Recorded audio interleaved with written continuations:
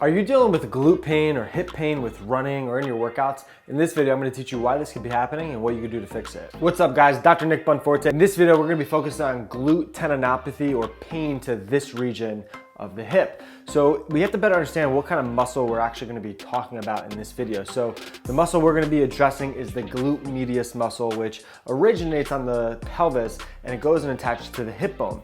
Now what this muscle is responsible for doing is bringing the hip into hip abduction in an open chained environment. This muscle functions in a closed chain environment, such as walking when you land on the ground or when you run, to stabilize the pelvis in a neutral position without letting it drop. So we're dealing with some relative motion, whether the leg is moving open or closed, such as landing on the floor. But here's the thing, when you have strength problems to this particular muscle, it can start to lead to some issues as you're running or just simply walking. So for an example, when you have a strength problem in this muscle and you're walking, you could start to develop what's called a trendelenburg gait, where the pelvis is dropping the opposite side of the hip weakness. So for an example, if I'm landing on the right leg and you're viewing me from the back, my pelvis will drop down to the left. So that could be some indication that the opposite side, the right hip in this case, needs some strengthening. So this is important because when we do give sufficient strength to this glute medius muscle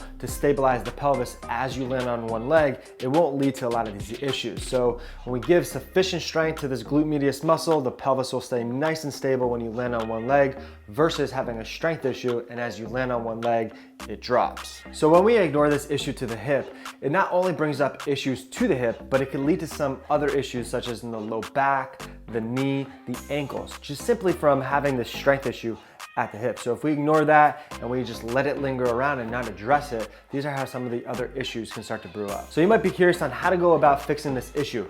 We have to prepare the hip joint or the hip muscles to take on the amount of stress and load you're telling them to take on, such as with repetitive landing on one leg in running. So let's hit a few exercises to start addressing this issue. So the first up is isometric loading to this particular region. So with this exercise, we're working on putting isometric strength to this glute medius, so we're trying to bias this muscle to work isometrically. This is important because it will help decrease the pain that you might be feeling into this particular region and start to improve the loading capacity of this muscle. After isometric strengthening, we have to put more force through it with eccentrics. This is working on strength through a lengthening position. So with this one, we're working on this biasing this particular region, this hip muscle region, through a lengthening position under control, and being on one leg really helps emphasize the stability of the pelvis and starts to bias some of this hip muscles to work more. The next up is integrating this into a more dynamic movement. So with this one,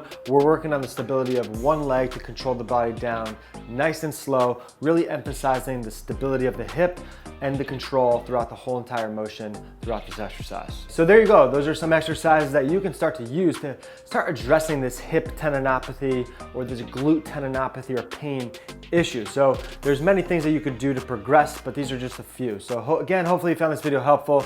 Guys, to really help out with the YouTube algorithm, it would be really helpful if you subscribe, like, comment, leave any questions or comments below, turn on your post notifications so you never miss a video. This is Dr. Nick. I'll see you next time.